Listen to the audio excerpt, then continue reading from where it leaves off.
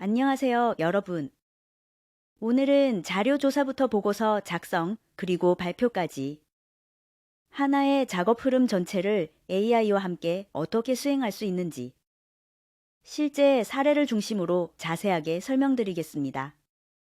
사실 생성형 AI를 본격적으로 쓰기 시작한 시기는 빠르면 2022년, 대부분은 2023년 정도부터일 거예요. 그전에는 AI를 써야겠다는 생각보다 도구 자체가 어떤 일을 할 수 있는지 탐색하는 단계였죠. 그런데 이 시기를 지나면서 전문 분야를 가진 사람들도 하나둘씩 자신의 도메인에 맞춘 AI 활용 방식을 새롭게 만들어가기 시작했습니다. 즉, 기존 업무 프로세스를 AI 시대에 맞게 다시 설계하는 흐름이 나타나기 시작한 겁니다. AI를 꾸준히 사용하면 할수록 좋은 점이 하나 있습니다. 기술이 업데이트될 때마다 내 일에서 어떤 부분이 더 빨라질까? 어떤 부분이 더 정확해질까? 이걸 계속 실험해 볼 수 있다는 점입니다. 결국 AI는 사용자의 능력을 낮추는 게 아니라 일의 효율과 품질을 동시에 끌어올리는 방향으로 작동한다는 걸 많은 분들이 체감하고 있죠. 오늘 제가 소개할 사례는 부산의 한 대학교에서 모빌리티와 디자인을 연구하고 있는 A 교수의 이야기입니다. A 교수가 어떻게 본인의 전문 분야의 AI를 결합해 새로운 강의를 만들고 자료 조사와 발표 준비를 AI와 함께 진행했는지를 처음부터 끝까지 실제 과정 그대로 설명드릴 거예요. 즉, AI로 대충 만든 강의가 아니라 AI와 사람이 각자 잘하는 일을 분배해서 어떻게 더 높은 수준의 결과물을 만들어낼 수 있는지 하나의 완성된 흐름으로 보여드리겠습니다. 이 사례의 주인공인 A 교수는 항공우주 모빌리티 분야에서 오랜 디자인 경력을 갖고 있습니다.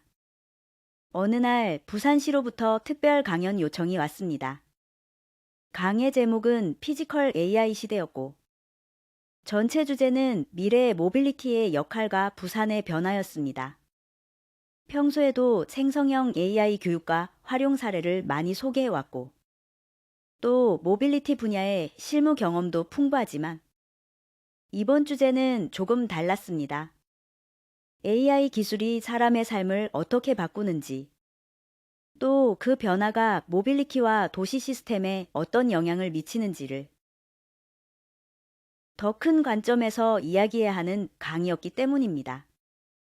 즉, 본인의 전문 분야만 이야기하는 것이 아니다. 모빌리티, 도시 AI, 사용자 경험까지 범위를 확장해서 설명해야 하는 새로운 도전이었죠. 그래서 처음에는 이거 꽤 어려운 강의가 되겠다라고 느끼셨다고 해요. 하지만 한 가지 분명한 것은 도메인 전문가이기 때문에 어떤 방향으로 설명해야 할지는 이미 머릿속에 뚜렷한 그림이 있었다는 점입니다.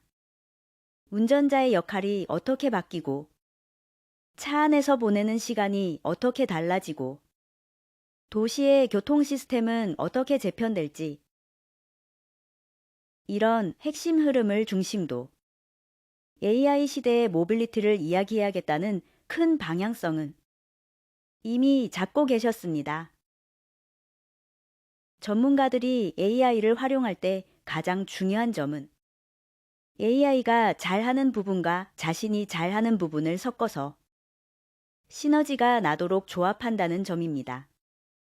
예를 들어 강의를 오래 해온 교수라 하더라도 강의 제목을 멋지게 짓는다거나 내가 구상하는 강의 방향이 행사 취지에 맞는지 확인하는 일을 혼자 결정하기보다는 담당자와 논의하거나 때로는 AI의 도움을 받는 것이 더 효율적일 수 있죠.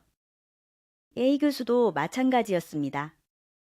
머릿속에는 이미 큰 그림이 있었어요. AI가 모빌리티에 도입되며 운전자의 역할이 바뀌고, 운전자의 역할이 바뀌면 차 안에서의 시간이 달라지고, 운행 자동화가 본격화되면 도로, 교통 시스템도 재편되고 결국 도시와 일상의 구조가 바뀔 것이라는 흐름 말이죠. 그래서 이 방향으로 강의를 해야겠다라는 기본 틀은 이미 잡혀 있었지만 이 내용을 어떻게 표현할지 그리고 어떤 제목으로 이야기하면 가장 설득력이 있을지는 AI와 함께 고민하기로 했습니다. 평소에도 챗 GPT와 많은 대화를 나누며 AI가 본인의 백그라운드를 꽤 잘 파악하고 있었기 때문에 마치 팀원과 회의하듯 자연스럽게 대화를 시작했습니다. 이 주제로 어떤 강연을 할 수 있을까? 라고 물어봤더니 챗 GPT는 처음에는 A 교수의 기존 활동, 특히 디자인과 교육 중심의 강의, 경험을 바탕으로 약간 디자인 시각에 편향된 제안들을 먼저 내놓았습니다. 왜냐하면 그동안 AI와 자주 이야기해온 주제가 디자인, 교육 쪽이었기 때문이죠. 모빌리티 자체만을 다룬 특수한 강의는 사실 많지 않았으니까요.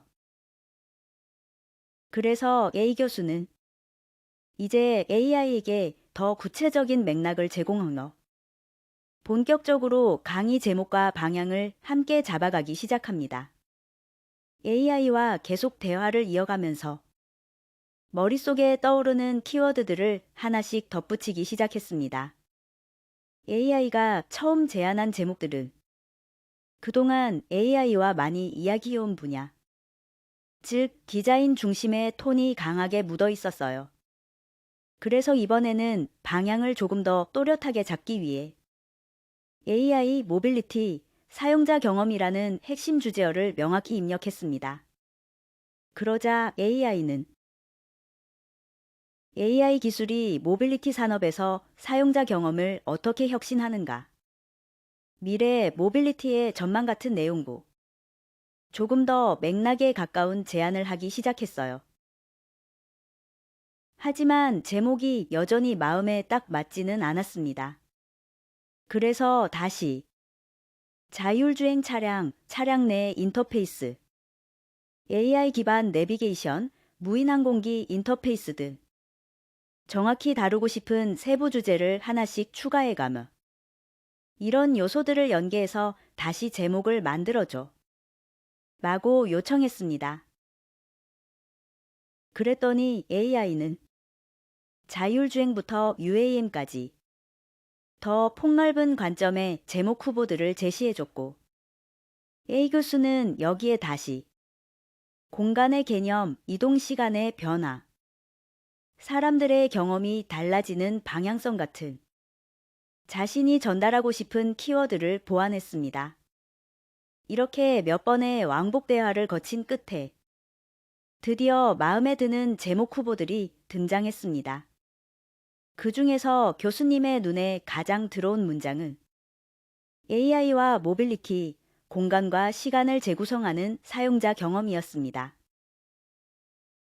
원래 초안에는 디자인이라는 단어가 있었지만 이번 강의의 초점은 디자인 자체가 아니었기 때문에 그 표현은 과감히 빼고 더 넓은 개념으로 정리한 거죠. 이렇게 최종 제목을 확정한 뒤 A 교수는 바로 행사 주최 측에 메일을 보내 강의 제목과 방향을 공식적으로 전달했습니다.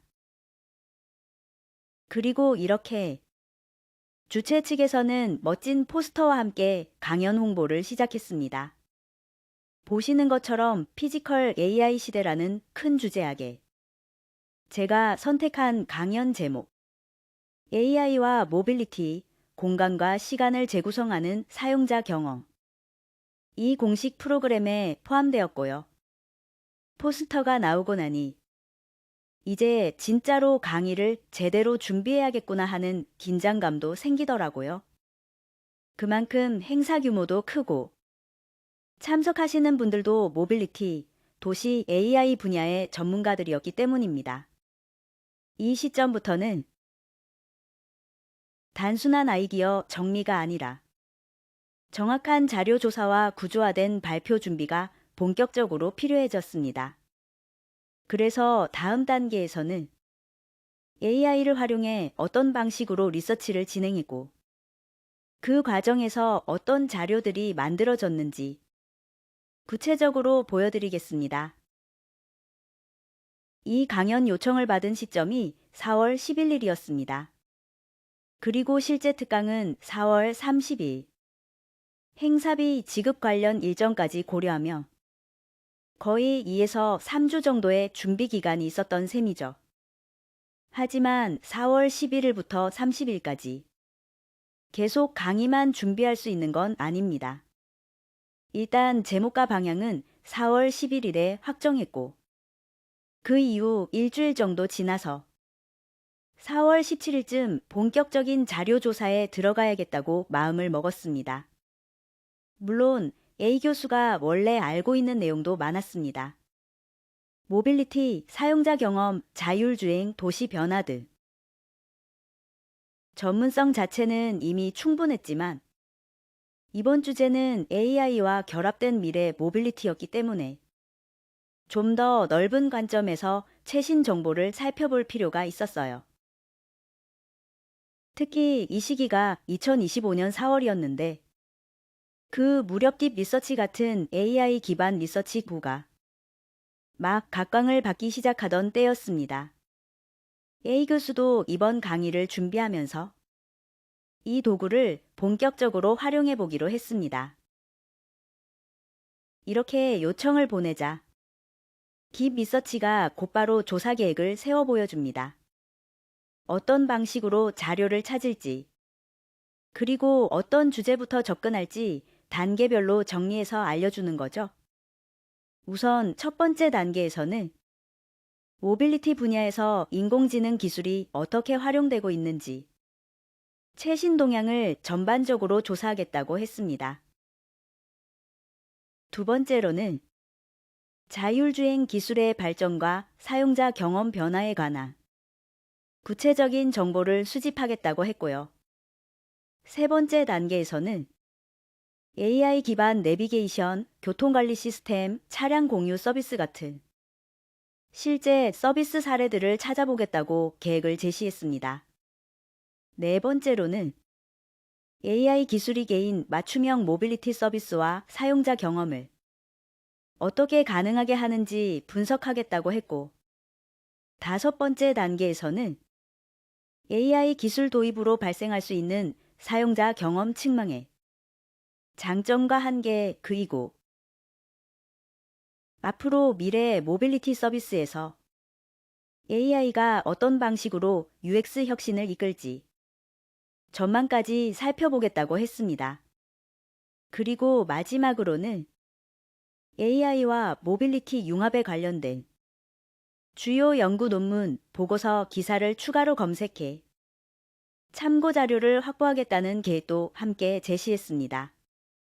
이렇게 딥 리서치는 단순히 검색 결과를 던져주는 것이 아니다. 이러한 순서로 조사하고 분석하겠다라는 일종의 리서치 로드맵을 먼저 보여주는 방식으로 자료 수집을 시작했습니다.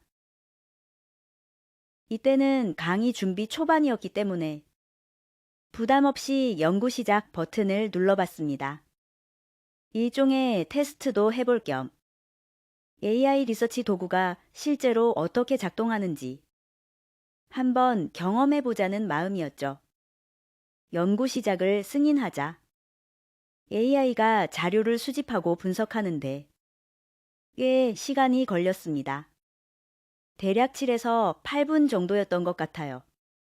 그동안 AI는 인터넷 곳곳의 자료를 검색하고 걸러내고 요약하고 구조화하는 과정을 혼자서 쭉 수행했습니다. 조사가 끝나자 보고서 내보내기 버튼이 뜨고 그걸 구글 독스로 변환해 읽기 쉬운 형태로 정리했습니다. 출처 목록까지 자동으로 붙어 있어서 전체 구조를 파악하기는 굉장히 편리했어요. 우선 참고 문헌을 제외하고 본문만 폰트 크기 10포인트로 정리해 출력해오니 첫 번째 보고서가 약 15페이지 분량이었습니다. 그리고 이어서 한 번 더 딥 리서치해 같은 주제로 조사를 요청했더니 이번에는 16페이지가량의 또 다른 보고서가 생성됐습니다. 두 보고서를 참고문헌 없이 합치며 순수한 내용만 약 30페이지 분량이 되는 셈이죠. 사실 사람이 혼자 자료를 찾고 비교하고 정리하며 이 정도 분량을 며칠 만에 만들기도 어렵습니다. 그만큼 AI 리서치는 속도와 범위에서 압도적인 효율을 보여줍니다. 그래서 교수는 이렇게 만들어진 보고서를 하나씩 읽어보면서 머릿속에 기본적인 아이디어와 방향을 잡아갔습니다. 이제 날짜가 조금 더 흘러서 4월 28일, 그러니까 발표 이틀 전쯤 본격적으로 발표 자료를 만들어야 할 시점이 되었습니다. 그런데 A 교수는 발표 자료를 바로 만들지 않고 평소에 한번 테스트해보고 싶었던 AI 서비스를 먼저 사용해보기로 했습니다. 바로 텍스트 자료를 넣으면 자동으로 PPT를 생성해주는 젠스파크 에이전트라는 서비스였습니다. 그래서 딥 리서치가 만들어준 보고서를 그대로 업로드해보았어요. 테스트용이었기 때문에 자료를 정제하거나 줄이지 않고 원문 그대로 넣어서 어떤 PPT가 나오는지 확인해 본 거죠. AI는 자료를 분석한 뒤 자동으로 슬라이드들을 쭉 만들어줬고 A 교수는 그 PPT를 처음부터 끝까지 훑어보았습니다.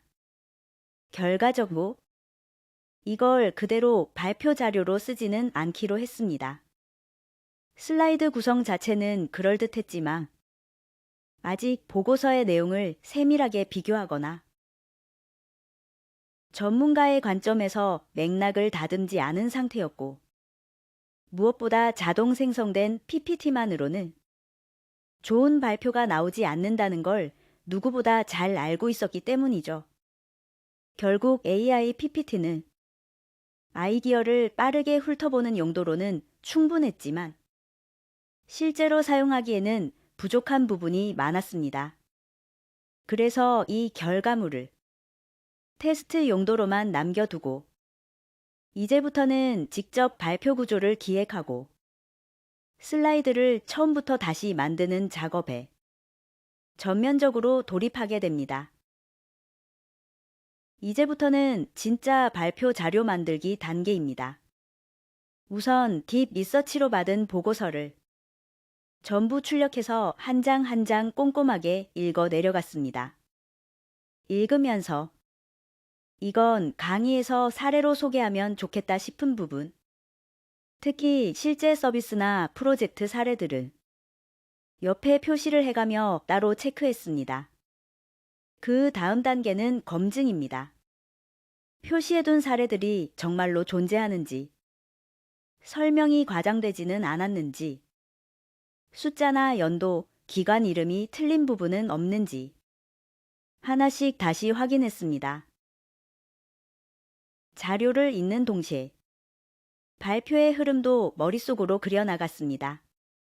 도입에서 어떤 이야기를 꺼낼지, 중간에는 어떤 사례를 집중적으로 보여줄지, 마무리에서는 어떤 메시지로 정리할지를 구상하면서 추가로 필요한 자료도 함께 찾아 나갔죠. 예전 같으면 이런 자료를 찾을 때 주로 검색창에 키워드를 넣고 사이트를 일일이 돌아다녔을 겁니다. 하지만 이번에는 인공지능 챗봇을 적극적으로 활용했습니다. 예를 들어 특정 통계가 필요할 때는 이 주제에 대한 최신 통계를 알려줘라고 요청해 대략적인 수치를 먼저 파악한 뒤 그 다음에 실제 출처 사이트로 직접 들어가 먼 데이터를 다시 확인하는 방식입니다.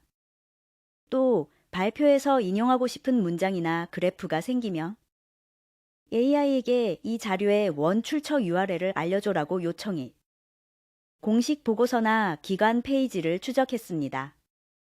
왜냐하면 AI가 가져오는 정보가 항상 공신력 있는 문서에서 온 것은 아니기 때문입니다. 정책 보고서인지 학술 논문인지 단순 블로그 글인지에 따라 신뢰도가 완전히 달라지죠. 그래서 발표에서 실제로 인용하거나 보고서에 활용하고자 하는 내용에 대해서는 반드시 원 출처에 들어가서 다시 읽어보고 내용을 이해한 뒤에만 슬라이드에 포함시켰습니다. 다시 말해서 AI는 자료를 모아주는 어시스턴트 역할을 했고 그 자료를 걸러내고 확인하고 재구성하는 일을 끝까지 사람이 책임지고 수행한 것입니다. 그리고 이렇게 검증을 마친 뒤에는 이제 정말로 슬라이드를 새로 만드는 작업에 들어갑니다. A 교수는 AI가 만들어준 초안을 참고만 하고 완전히 처음부터 자신의 강의 흐름에 맞춰 하나하나 슬라이드를 다시 구성했습니다. 어떤 부분을 도입부에 두고 어떤 사례를 중간 핵심 파트에 배치할지, 각 장면을 어떤 이미지와 비유로 설명할지, 메시지가 가장 잘 전달되는 구성을 직접 고민하면서 발표 자료를 다시 설계한 거죠. 그렇게 해서 결국 수십 장에 이르는 발표 자료를 전부 다시 제작하게 됩니다. AI가 보여준 자료는 참고일 뿐이고 최종적으로 품질을 결정하는 건 발표자의 기획력과 판단이라는 걸 2단계에서 다시 한번 확인할 수 있었습니다. 그렇게 수십 장의 발표 자료를 완성한 뒤 드디어 특강 당일이 되었습니다. 준비한 내용대로 30분 동안 발표를 진행했고 행사도 아주 성공적으로 마무리되었습니다. 그런데 여기서 궁금증이 하나 생깁니다. 발표가 성공적이었다는 걸 어떻게 판단할 수 있을까? 물론 현장의 반응이나 질의응답 분위기로도 어느 정도 느낄 수 있지만 이번에는 AI의 도움을 받아 조금 더 객관적으로 발표를 돌아보기로 했습니다. 이때 사용한 도구가 바로 네이버의 하이퍼클로바 기반 클로바노트입니다. 발표하는 동안 30분 내내 클로바노트로 자신의 음성을 녹음해 두었고 발표가 끝나면 자동으로 STT, 즉 음성을 텍스트로 변환한 스크립트가 생성됩니다. 이 스크립트를 다운로드해 챗 GPT에게 그대로 입력했습니다. 그리고 이렇게 요청했습니다. 이건 내가 실제로 한 강의 내용이야. 흐름이 자연스러운지 요약해서 정리해주고 구조적으로 어떤 특징이 있는지 제3자의 입장에서 평가해줘. AI에게 단순 요약을 요청한 것이 아니다. 내 발표를 객관적으로 검토해달라. 즉, 일종의 피드백을 부탁한 거죠. 발표 내용을 누구보다 잘 알고 있지만 스스로 발표한 것을 다시 듣는 것과 누군가가 외부자의 시선으로 구조를 분석해주는 것은 굉장히 다른 경험이기 때문입니다. 그러자 챗 GPT는 먼저 전체 강의 흐름을 단계별로 정리해 줬습니다. 도입에서 개인 경험과 배경을 소개하고 그 다음 기술의 역사와 현재 사례, 그리고 결국 미래 도시의 파급까지 이어지는 점진적인 확장 구조가 잘 드러난다고 평가해둬요. 구조적 평가도 덧붙였습니다. 작은 사례에서 출발해 기술, 서비스, 도시 시스템까지 스케일을 키워가는 방식이 듣는 사람의 이해를 자연스럽게 도와준다고 하더군요. GPT가 원래 칭찬을 많이 한다는 말도 알고 있어서 조금 더 솔직한 피드백을 요청했는데 그럼에도 불구하고 꽤 긍정적인 평가가 나왔습니다. 특히 다음 세 가지가 인상적이었다고 요약해줬어요. 첫째, 전문성이 확실히 드러나나 무인이동체, 자율주행, 도시 사례 등 실제 경험과 언론 활동 경험이 잘 녹아 있었다. 둘째, 사용자 경험 관점을 일관되게 유지했다. 기술 중심이 아니라 사람 중심의 접근이 돋보였다. 셋째, 구조가 촘촘하고 단계적으로 확장되나. 사례, 기술, 도시, 정책 순으로 스케일업이 자연스러웠다.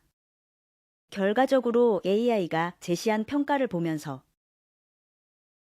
이번 발표는 구조적으로도 메시지 측면에서도 꽤 완성도가 높았구나라는 확신을 얻을 수 있었습니다.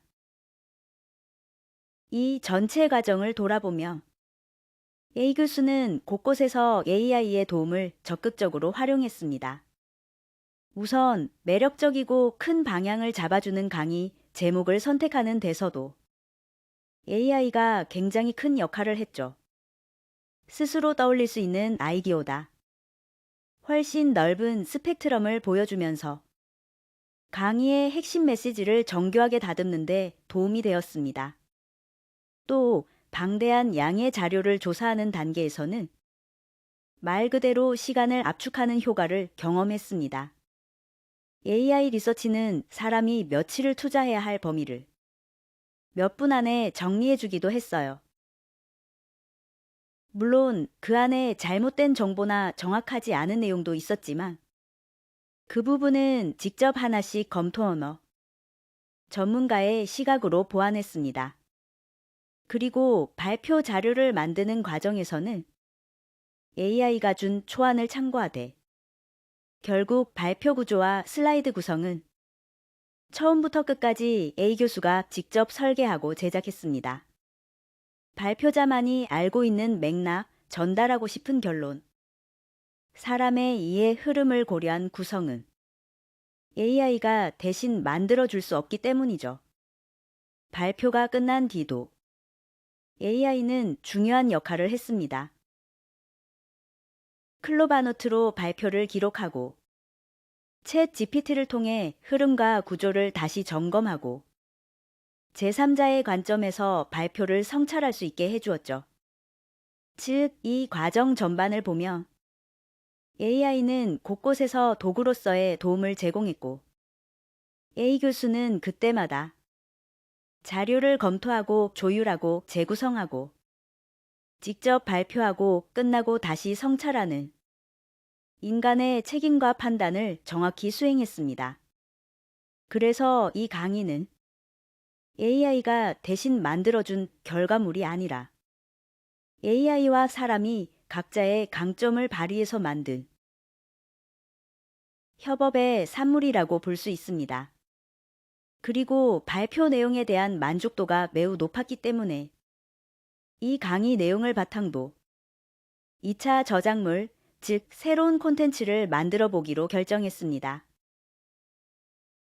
A 교수는 부산 KBS에서 일주일에 한 번 AI를 소개하는 AI 코너를 진행하고 있습니다. 그래서 이번 강의 내용을 준비하면서 이건 뉴스용으로도 충분히 3에서 5분짜리 방송을 만들 수 있겠다. 라는 판단이 자연스럽게 들었다고 해요.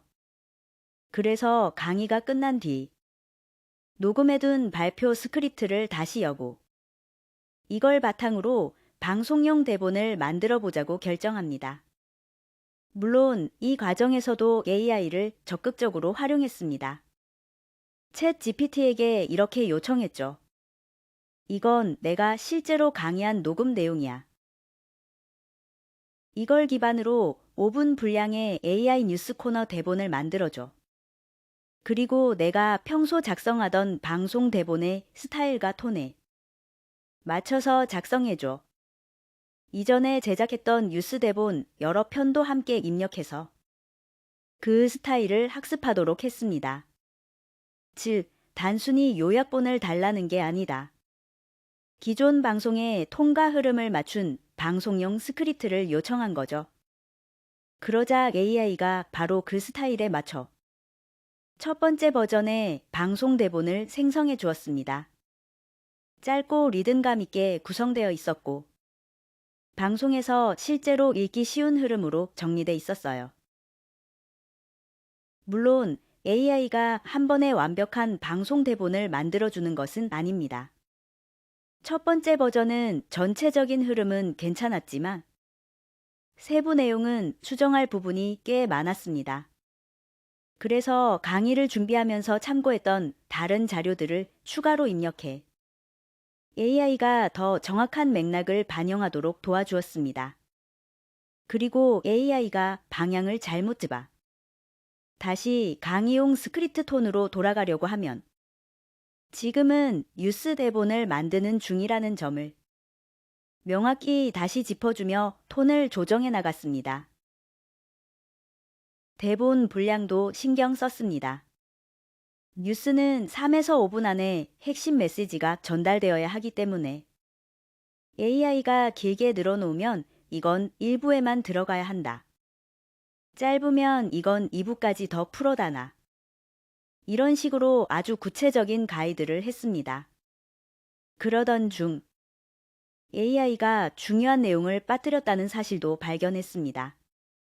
예를 들어 도시 구조가 변하는 핵심 메시지가 누락되어 있어. 이 부분은 반드시 들어가야 한다.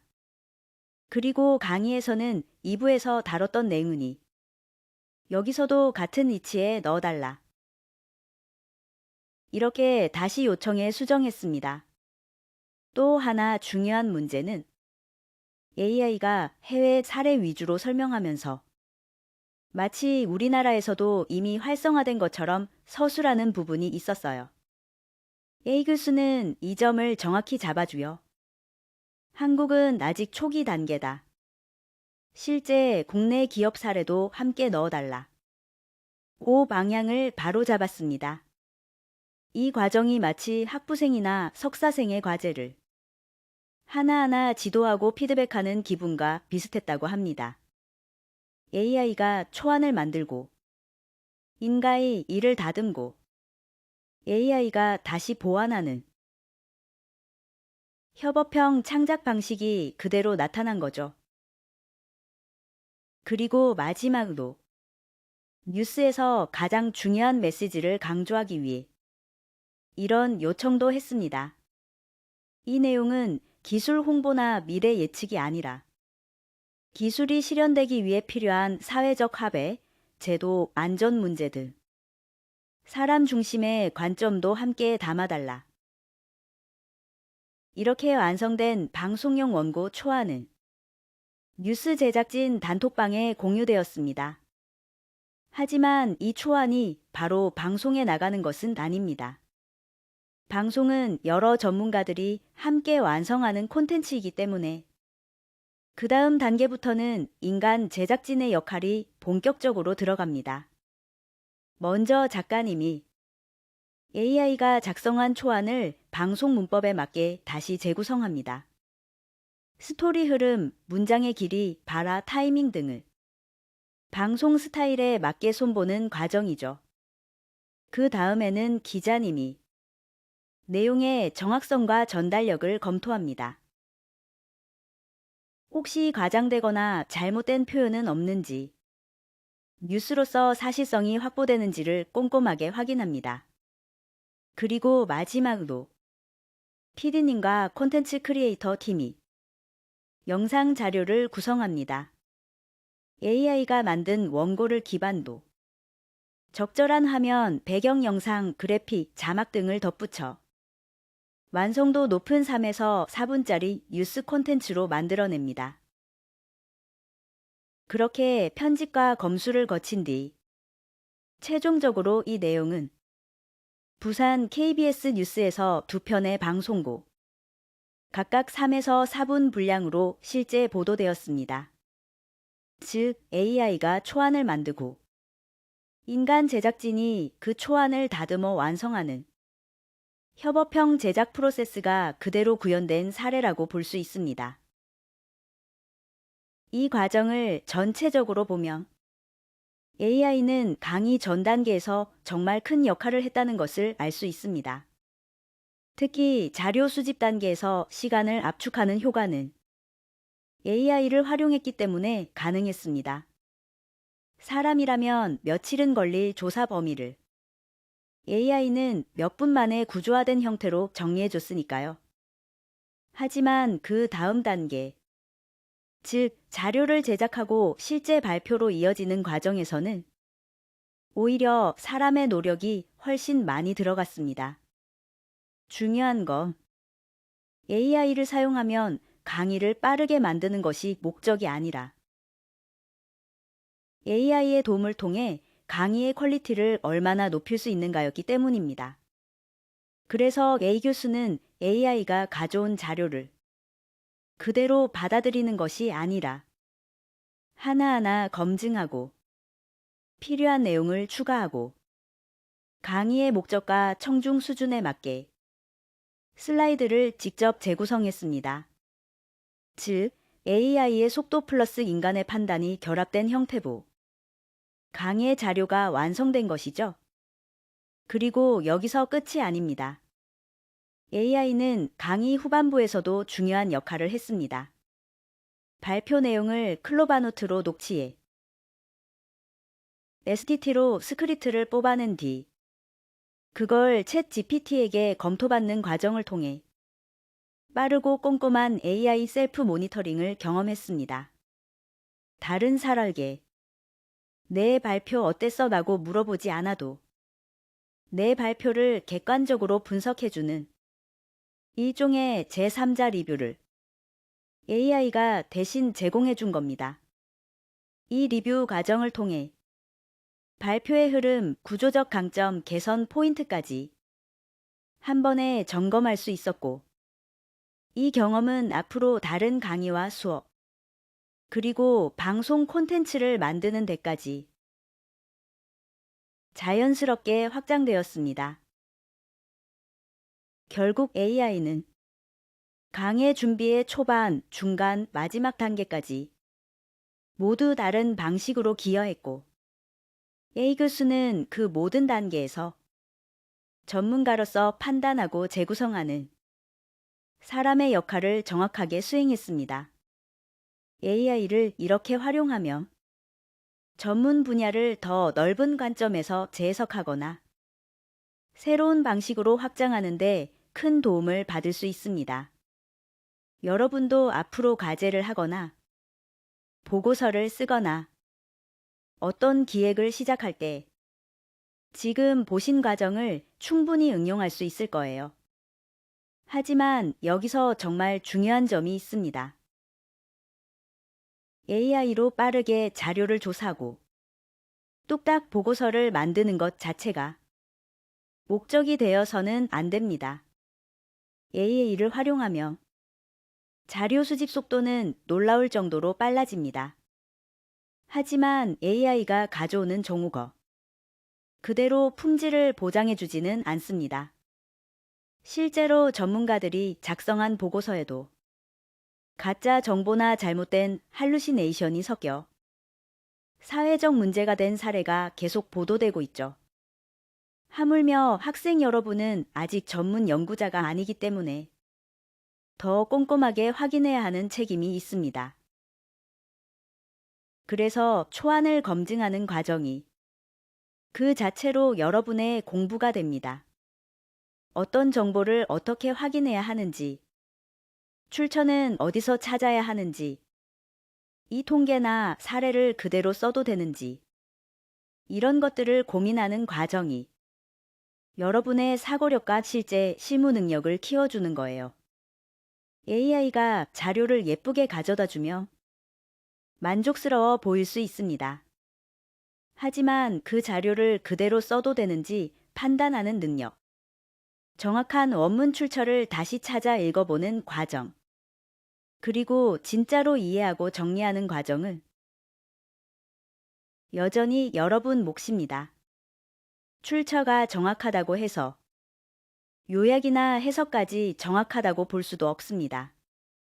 그래서 여러분이 발표를 하거나 보고서를 쓰거나 레포트를 제출할 때는 반드시 원 출처를 직접 찾아서 읽어보고 내용을 완전히 이해한 뒤에 활용해야 합니다. 여러분의 머릿속을 한 번도 거치지 않은 빠른 자료 수집과 뚝딱 만들어낸 보고서는 사실 여러분의 능력을 키워주지 않습니다. 그건 진짜 일을 한 것이라고 말할 수도 없어요. 결국 AI 시대의 핵심은 빠르게 만드는 사람이 아니라 AI를 똑똑하게 검증하고 자신의 언어로 다시 재구성할 수 있는 삶이 진짜 경쟁력이 있다는 것입니다. 네, 지금까지의 발표 내용 잘 들으셨죠? 여러분이 이 흐름을 따라오셨다면 이제는 AI와 전문가가 협업해 전문 지식을 다루는 하나의 완성된 프로세스를 꽤 깊이 이해한 것입니다. 그런데 여기서 멈추지 않고 지금 방금 30분 동안 다뤘던 이 내용을 톤로 이제는 조금 더 발전된 형태의 발표 자료를 직접 만들어 보는 실습을 해보려고 합니다. 이번에는 새로운 세 가지 도구를 활용할 거예요. 바로 나노바나나, 그리고 구글의 제미나이, 구글 슬라이즈, 그리고 이미지 편집이 가능한 노트북 LM입니다. 앞서 소개했던 사례에서는 이 도구들이 존재하지 않았던 시기였죠.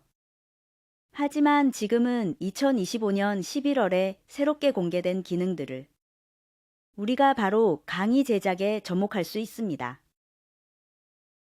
지난 시간에 여러분이 나노바나나를 활용해 이미지를 자유자재로 바꾸고 그 이미지를 다시 영상으로 만들고 스타일을 유지한 채 다양하게 변형하는 연습을 해봤잖아요. 그런데 중요한 점은 나노바나나가 단순히 구글의 이미지 모델에 그치지 않는다는 겁니다. 이 모델은 이제 포토샵, 영상 생성 도구, 구글 슬라이드, 그리고 그 외의 수많은 서비스들까지 빠르게 적용되고 있는 새로운 이미지, 영상 생성 엔진이에요. 즉, 우리가 일하는 방식, 학습하는 방식, 연구하고 발표하는 방식이 또 한 번 크게 변화하고 있다는 뜻입니다. 챗 GPT가 처음 등장했을 때도 우리가 모두 놀랐지만 그 뒤에 구글 제미나이, 클로드, 그리고 그로까지 수많은 모델이 등장하면서 AI를 다루는 방식 자체가 엄청나게 달라졌죠.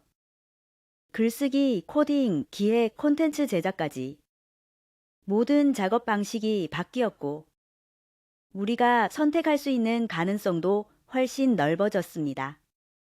나노바나나 역시 같은 흐름에 있는 새로운 기술입니다. 그래서 이번에는 이 모델이 발표 자료 제작에 어떻게 활용되는지 직접 실습으로 확인해 보겠습니다. 그리고 실습에 사용할 발표 주제는 너무 생소한 내용이 아니라 여러분도 방금 들었던 바로 그 AI 모빌리티 강의를 위한 AI 협업 프로세스를 활용할 거예요. 이미 알고 있는 내용을 가지고 해야 AI가 만들어낸 결과물이 정확한지, 어디가 잘못됐는지 여러분이 스스로 판단하고 검증할 수 있으니까요. 제가 앞에서도 강조했지만 모르는 내용을 AI가 요약하거나 만들어주며 그게 맞는지 판단할 방법이 전혀 없습니다. 그럴 바에는 쓰지 않는 게 낫습니다. 하지만 앞선 예시의 교수님처럼 전문가라면 AI가 만든 초안을 검토하고 감독하고 수정하면서 결국 자신의 전문성을 더 높은 수준으로 끌어올릴 수 있습니다. 이 점을 꼭 기억해 주세요. 이제 첫 번째 단계로 노트북 LM부터 사용해 보겠습니다. 혹시 처음 들어보는 분도 있을 텐데, 노트북 LM은 구글이 만든 AI 기반 지식 정리 도구입니다. 일반적인 챗봇과 가장 큰 차이점은 노트북 LM은 여러분이 올린 자료를 중심으로 학습하고 그 자료만 가지고 빠르게 내용 정리, 요약, 분석을 해준다는 점이에요. 예를 들어 PDF, 문서, 발표 자료, 회의록 이미지, 웹페이지 링크 같은 여러 종류의 자료를 노트북 하나에 넣어두며 노트북 LM은 이걸 모두 연결해서 하나의 지식 공간처럼 이해합니다. 그래서 이런 작업이 가능해져요. 내가 올린 자료만 기반으로 요약을 만들어주고, 여러 문서를 서로 비교해 핵심만 구조화해주고, 자료 전체에서 공통되는 개념을 뽑아주고, 특정 부분만 골라 새로운 문장이나 슬라이드 초안까지 만들어줍니다. 즉, 노트북 LM은 인터넷 전체에서 무언가를 찾아오는 AI가 아니라 내가 제공한 자료를 전문 비서처럼 분석하고 가공하는 AI라고 보면 됩니다. 우리가 오늘 실습에서 이 도구를 먼저 사용하는 이유는 간단합니다. 앞서 30분 동안 제가 강의한 내용이 있죠? 이걸 그대로 노트북 LM에 넣으면 노트북 LM이 이 강의 내용을 기반으로 슬라이드 초안, 요약본, 구조도, 핵심 메시지 목록 등을 아주 빠르게 만들어줄 수 있기 때문입니다.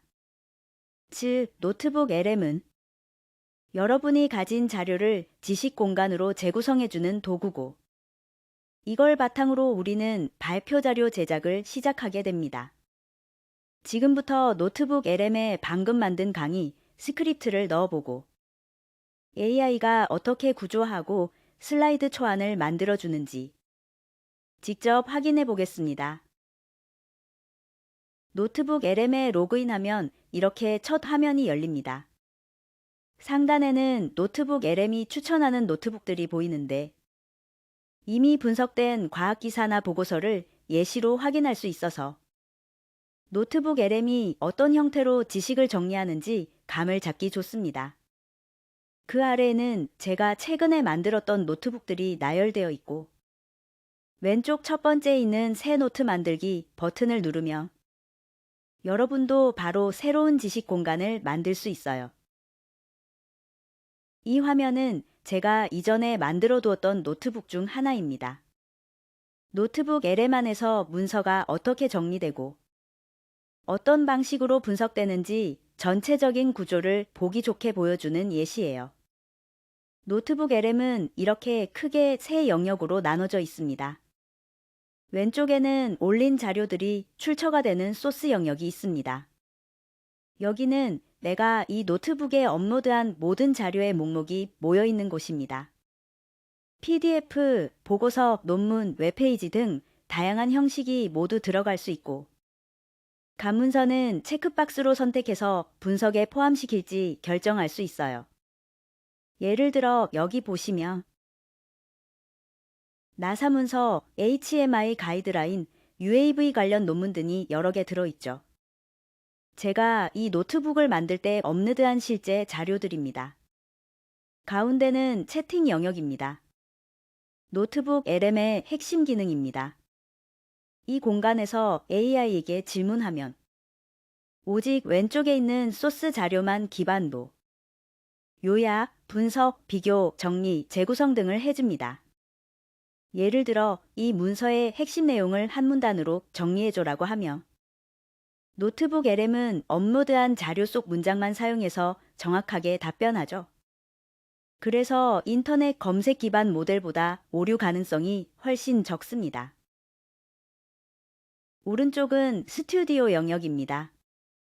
여기는 노트북 LM이 문서를 기반으로 자동 생성해주는 보고서, 슬라이드, 인포그래픽, 마인드맵, 오디오 오버뷰 같은 산출물 템플릿들이 들어있는 공간이에요. 즉, 가운데에서 질문하면서 구조를 잡고 오른쪽에서 바로 결과물 형태로 변환해 볼 수 있는 거죠.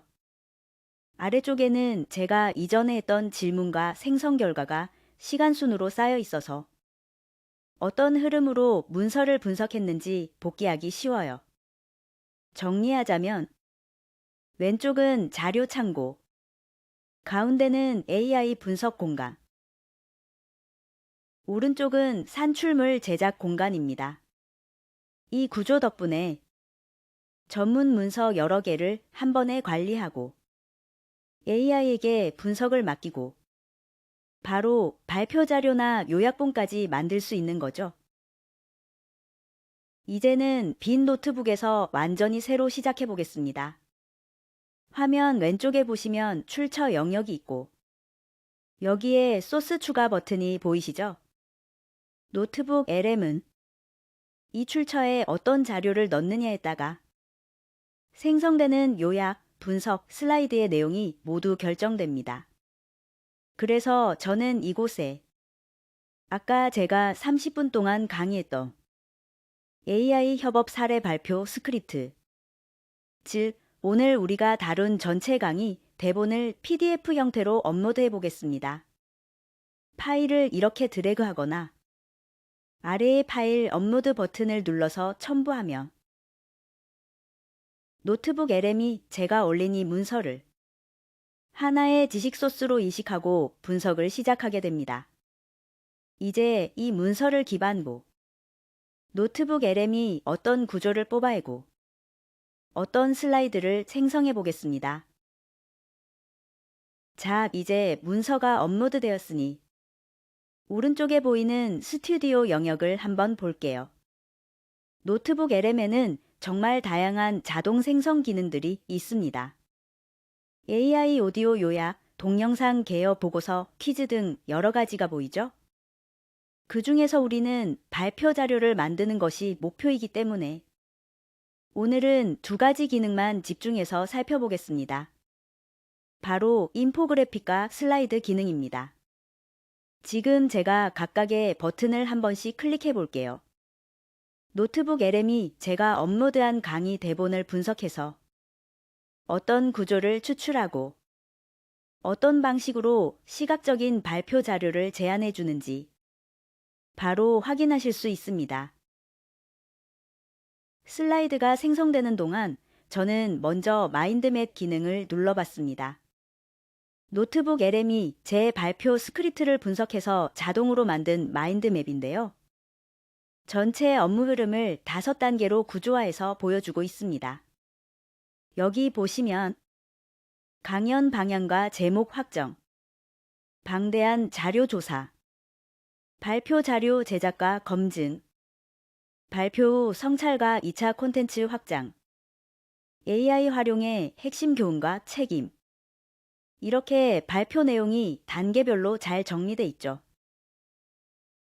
그리고 각 사각형 끝에 있는 작은 화살표를 클릭하면 제가 실제로 발표에서 언급했던 사례나 상세 설명비, 실시간으로 펼쳐지면서 확인할 수 있습니다. 이 기능이 왜 좋냐면요.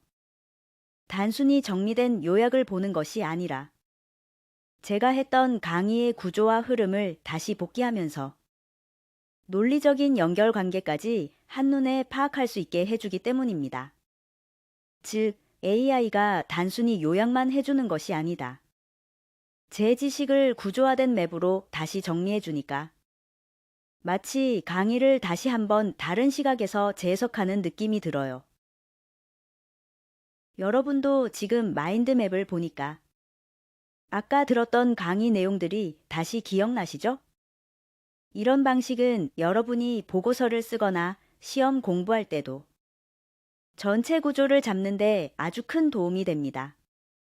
그래서 저는 슬라이드가 생성되는 동안 마인드맵을 하나씩 클릭하며 강의 내용을 곱씹어봤고, 아, 내가 이런 흐름으로 설명했구나라는 걸 다시 정리할 수 있었습니다. 마인드맵을 살펴보는 동안 방금 우리가 넣어둔 스크립트를 바탕으로 슬라이드가 완성되었습니다. 총 14페이지가 생성되었네요. AI가 제 발표 내용을 구조화하고 시각 요소까지 넣어서 이렇게 한꺼번에 정리해 준 겁니다. 이제 한 페이지씩 간단히 살펴보면서 제가 실제로 했던 발표 내용과 얼마나 잘 맞는지, 그리고 어느 부분을 수정해야 할지 함께 비교해 볼게요. 슬라이드 1은 전체 발표 흐름을 소개하는 표지 역할을 하고요. 슬라이드 2에서 3은 왜 이 강의를 하게 되었는지 배경 설명을 정리해 줬습니다. 슬라이드 4부터는 제가 챗 GPT와 대화하며 강의 제목을 잡아갔던 과정, 그리고 핵심 메시지를 확장해가는 단계가 들어가 있네요. 슬라이드 5는 여러분도 기억하시죠? 7에서 8분 만에 31페이지짜리 보고서가 나온 그 장면. 노트북 LM이 이걸 아주 보기 좋게 7분 31페이지로 시각화해 줬습니다. 그런데 사실 이 내용은 사실과 조금 달라요. 한 개 보고서 15페이지 생성하는데 7에서 8분이 걸렸고요.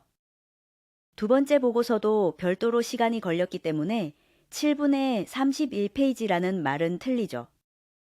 슬라이드 6에서는 AI 자동 PPT 생성 도구를 사용했지만 결과물이 초안이지 최종본은 아니라는 점을 강조하고 있어요.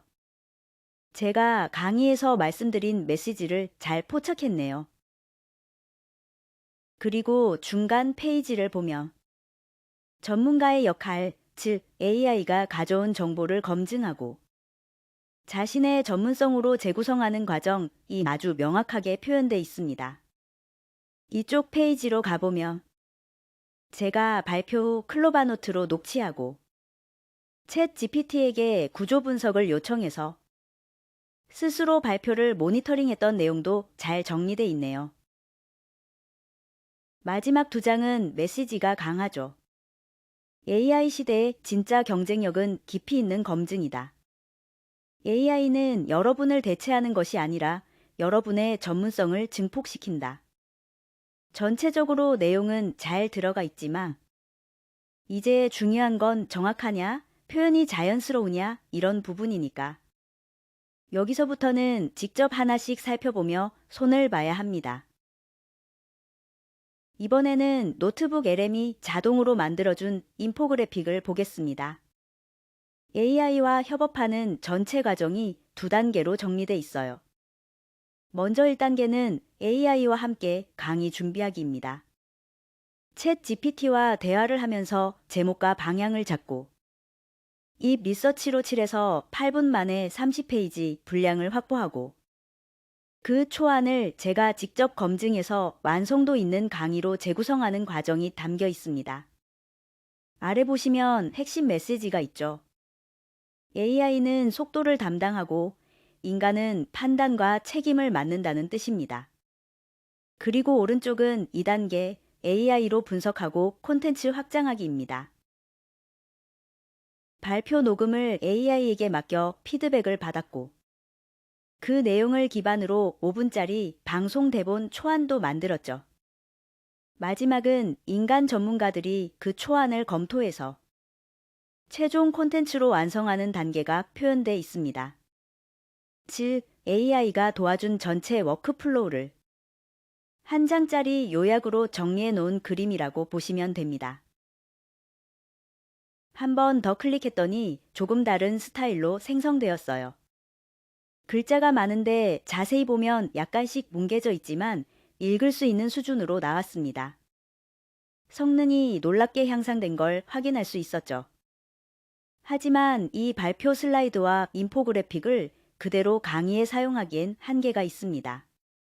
앞에 교수님의 사례에서도 자동 생성된 슬라이드를 발표에 사용하지 않았어요.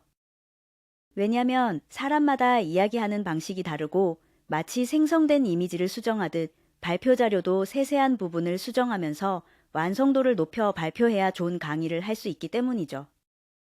직접 만드는 것보다 더 멋진 디자인이 나올 수도 있지만 발표의 내용을 구체적으로 구성할 수 없다는 한계가 존재합니다. 그리고 이런 우려도 있죠. 내용을 충분히 설명할 수 있는 사람이 강의의 보조자료로 활용하는 건 좋아요. 하지만 내용을 숙지하지 못한 상태에서 자료만 넣어 그럴듯한 발표 자료와 인포그래픽을 생성해내는 건 차직 위험합니다.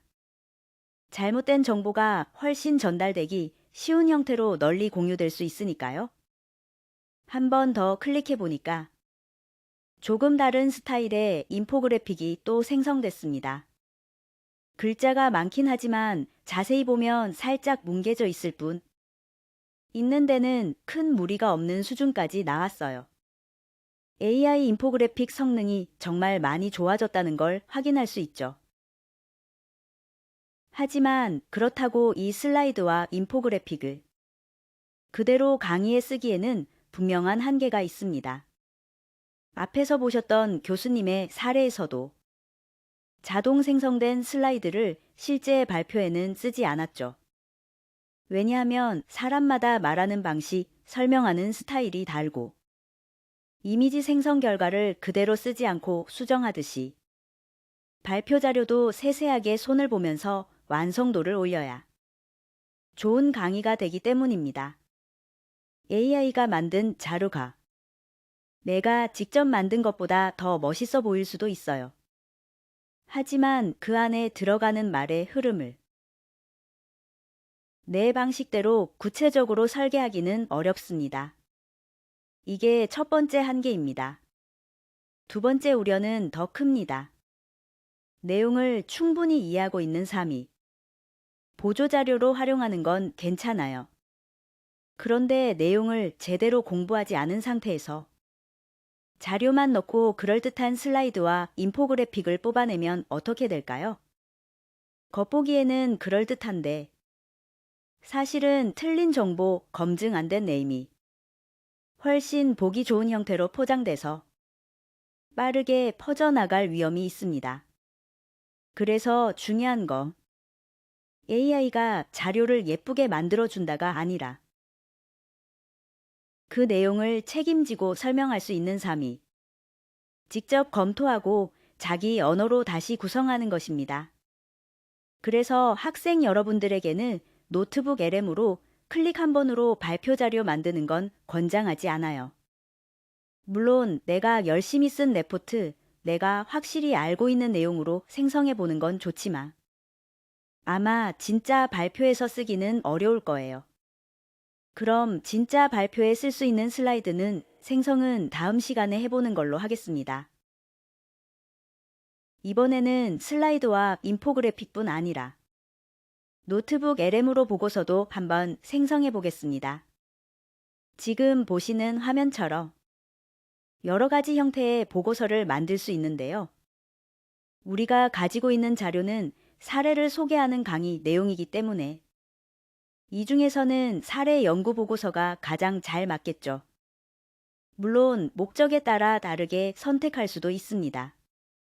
예를 들어 내용을 더 가볍게 풀고 싶다면 블로그 게시물을 만들 수도 있고 학습용으로 재구성하려면 학습 가이드 형태로도 변환할 수 있습니다. 즉, 같은 자료라도 형식에 따라 완전히 다른 결과물을 만들어낼 수 있다는 거죠. 이렇게 해서 사례 연구 보고서가 생성됐습니다. 오른쪽을 보시면 보고서를 만들기 위해 노트북 LM이 스스로 작성한 프롬프트도 함께 확인할 수 있어요. 어떤 관점에서 어떤 내용을 중심으로 정리했는가를 거꾸로 추적해 볼 수 있는 셈이죠. 저는 이 보고서를 그대로 두지 않고 프롬프트와 함께 통째로 복사해서 구글 문서로 옮겨봤습니다. 그랬더니 챕터 구조까지 갖춘 무려 7페이지 분량의 보고서 초안이 완성되어 있더라고요. 물론 이 보고서가 얼마나 충실하게 작성되었는지는 처음부터 끝까지 직접 읽어보고 확인해야 합니다. 문단의 흐름이 논리적인지, 사실관계나 인용이 정확한지, 내가 전달하고 싶은 메시지와 맞는지, 결국 사람 눈으로 다시 한번 점검해야만 진짜 내 보고서가 되는 거죠. 이제부터가 오늘의 두 번째 핵심입니다. 앞에서는 노트북 LM이 자동으로 만들어준 슬라이드와 인포그래픽을 참고용 초안으로 살펴봤다면 지금부터는 실제 발표에 쓸 슬라이드를 하나씩 검증하면서 만드는 단계입니다.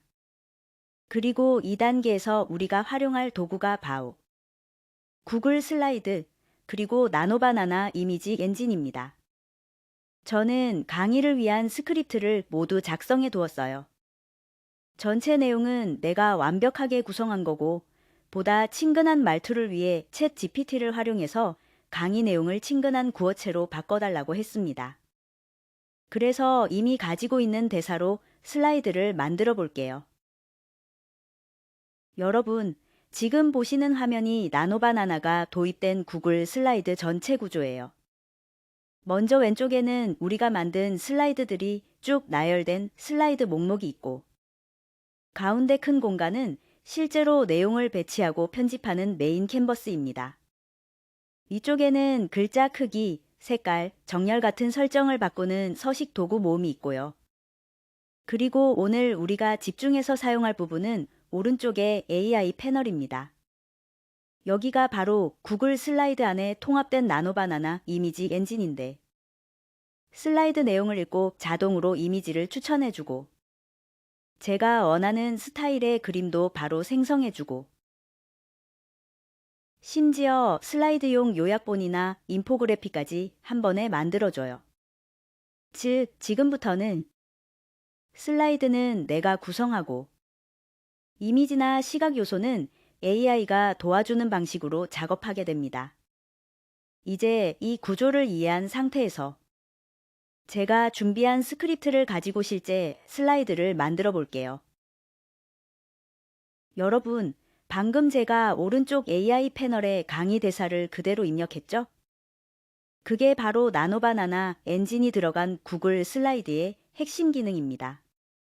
대사를 넣고 슬라이드 만들어 달라고 요청하면 잠깐 모딩 표시가 뜨고 이렇게 AI가 자동으로 슬라이드를 만들어 줍니다. 여기 화면을 보시면 제가 입력한 문장을 기반으로 핵심 메시지를 정리하고 그에 맞는 아이콘과 레이아웃까지 자동으로 구성해 준 걸 확인할 수 있어요. 그러니까 지금 이 과정은 노트북 LM으로 만든 참고 초안, 실제 발표용 슬라이드로 확장. 2단계의 시작이라고 보시면 됩니다. 즉, 제가 작성한 스크립트를 AI가 빠르게 슬라이드 형태로 재구성해주고, 저는 그 결과물을 보고 필요한 부분을 수정하거나 이미지 스타일을 바꾸는 식으로 완성도를 올려나가는 작업을 하게 되는 거죠.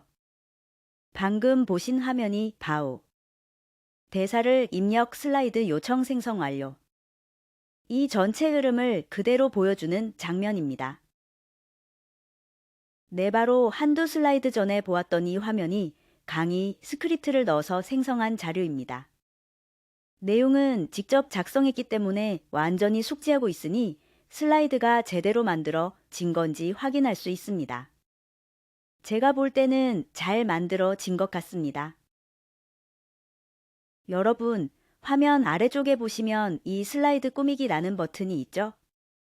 이 기능이 바로 제가 방금 만들어둔 슬라이드의 디자인을 AI가 자동으로 개선해주는 기능입니다. 제가 예시로 가져온 슬라이드는 보시는 것처럼 그냥 기본적인 텍스트와 뉴스 스크린샷 몇 장만 붙여놓은 아주 기본 수준의 슬라이드예요. 일러스트도 없고 시각적 구성을 별도로 하지 않았죠. 모든 발표 자료에 디자인을 정성 들여 하진 않으니까요. 자, 그럼 여기서 이 슬라이드 꾸미기 버튼을 한번 눌러볼게요. 과연 AI가 제가 대충 올려놓은 이 이미지와 글을 어떤 방식으로 재구성해서 보여줄지 확인해 보겠습니다. 이렇게 바뀌었습니다. 보이시죠? 슬라이드의 전체 레이아웃이 정리되고 맥락에 맞는 나노바나나 일러스트가 자동으로 추가됐습니다. 특히 세종대왕이 맥북을 던졌다는 가짜 사례를 설명하는 슬라이드니까. 슬라이드 왼쪽에 세종대왕 캐릭터와 노트북 일러스트가 아주 자연스럽게 들어갔죠. 그리고 오른쪽에는 AI 반응, 환각의 예시라는 박스가 들어가서 제가 설명하려던 핵심 메시지를 훨씬 직관적이고 시각적인 형태로 표현해 줍니다. 결국 제가 처음 만든 슬라이드는 텍스트와 이미지 몇 개만 올린 아주 밋밋한 형태였는데 슬라이드 꾸미기 버튼 하나만 눌렀을 뿐인데 이렇게 콘텐츠의 의미를 파악해서 통째로 디자인을 재구성해 준 거예요. 이게 바로 지금 구글 슬라이드에 새로 도입된 나노바나나 이미지 엔진의 힘입니다. 여러분, 이 페이지 기억나시죠? 이건 노트북 LM이 자동으로 만든 게 아니라 제가 구글 슬라이드에서 나노바나나 엔진을 이용해 직접 생성한 인포그래픽입니다. 노트북 LM에서는 전체 스크립트를 통째로 넣어서 자동 슬라이드 인포그래픽을 뽑아봤다면 이 슬라이드는 그 방식이 아니다. 제가 강의 스크립트 중에서 필요한 부분만 골라서 구글 슬라이드의 이미지 생성 패널에 넣고 만든 결과물이에요. 구글 슬라이드는 텍스트 양이나 목적에 맞게 원하는 만큼만 입력해서 시각 자료를 만들 수 있고 그 과정에서 나노바나나가 이미지 스타일을 알아서 맞춰주기 때문에 필요한 메시지만 깔끔하게 정리된 인포그래픽을 만들기 좋아요. 다만 생성된 이미지를 확대해보며 아래쪽 글씨들이 조금 뭉개져 있는 부분이 있죠? 이건 이미지로 합성되기 때문인데 저는 그 부분만 직접 깔끔하게 덮어쓰면서 정확하게 수정했습니다. 여기까지가 오늘 같이 살펴볼 노트북 LM 나노바나나 구글 슬라이드 활용 흐름입니다. 이제 막 짚고 넘어가야 할 게 하나 남았어요. 나노바나나는 2025년 8월에 처음 등장했고 지금 우리가 쓰고 있는 나노바나나 프로는 11월 20일에 공개된 버전입니다. 노트북 LM이나 구글 슬라이드 같은 도구 안에 이 엔진이 본격적으로 녹아들기 시작한 건 더 최근이죠. 무슨 뜻이냐 하면 여러분이 과제를 하고 졸업 작품을 만들고 실제로 현장에서 일을 하게 될 때쯤이며 오늘 제가 보여드린 화면은 또 싹 바뀌어 있을 가능성이 크다는 겁니다. 버튼 위치도 달라지고 자동으로 만들어주는 템플릿도 더 늘어나고 이 정도면 그냥 눌러만 써도 되나 싶은 수준까지 편해질 수도 있어요.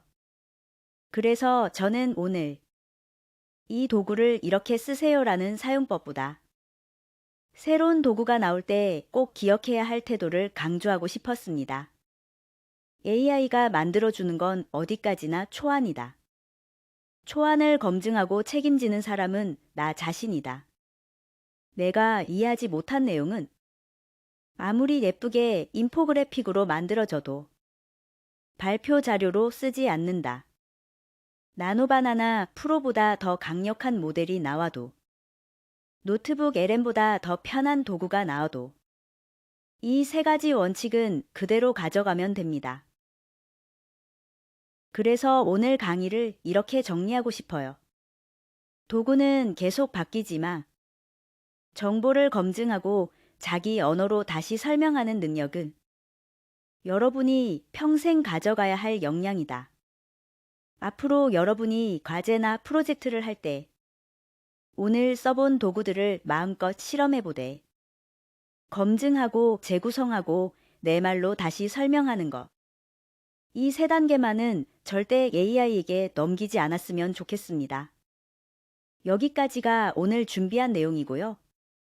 이제 여러분이 직접 노트북 LM과 나노바나나를 만져보면서 자신만의 작업 흐름을 만들어 보면 좋겠습니다. 수고 많으셨습니다. 오늘의 학습을 돌이켜보며 복습을 위한 퀴즈를 준비했습니다. 강의 후 성찰 및 리뷰 단계에서 클로바노트와 챗 GPT는 각각 어떤 역할로 활용되었습니까? 클로바노트 강의 자료를 문서화, 챗 GPT 문서 내용을 기반으로 2차 콘텐츠 아이디어 생성. 클로바노트 발표 녹음 및 스크립트 추출, 챗 GPT 스크립트 내용의 구조 분석 및 요약. 클로바노트 청중 피드백 수집, 챗 GPT 피드백 내용 분석. 클로바노트 강의 내용 요약, 챗 GPT 스크립트의 문법 오류 수정. 힌트, 키보드 에로우 다운. 강의가 끝난 후 먼저 음성을 텍스트로 바꾸고 그 다음에 텍스트의 흐름을 분석하는 과정을 떠올려 보세요.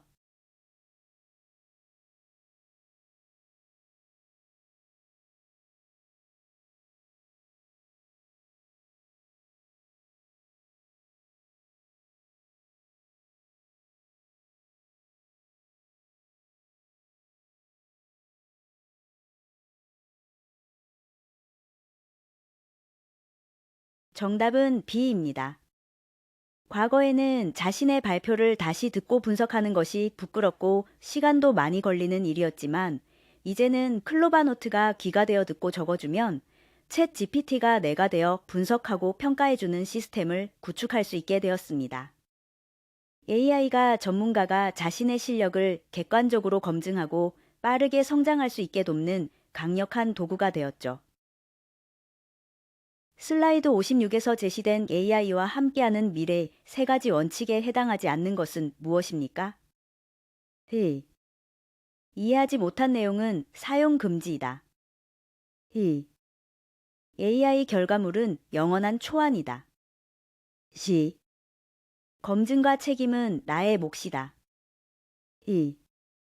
AI의 제안은 항상 최선의 결과이다. AI 사용에 있어 인간의 책임과 판단의 중요성을 강조하는 원칙들을 생각해 보세요.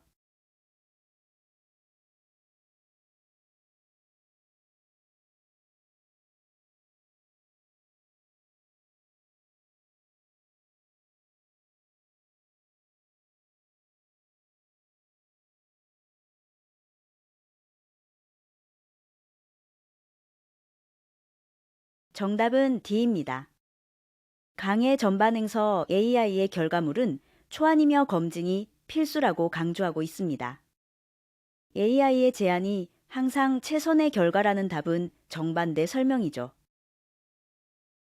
전문가가 AI를 활용할 때 자신이 잘 모르는 분야보다 이미 잘 알고 있는 분야의 주제를 다루는 것이 더 바람직한 이유는 무엇입니까? AI는 전문가 수준의 지식은 생성하지 못하기 때문이다. AI가 생성한 결과물의 정확성을 판단하고 검증할 수 있기 때문이다. AI가 이미 아는 내용을 더 창의적으로 표현해 주기 때문이다. 모르는 분야의 AI를 사용하면 학습 효과가 떨어지기 때문이다. AI가 그럴듯한 거짓말을 할 가능성을 생각해 보세요. 누가 그것을 걸러낼 수 있을까요?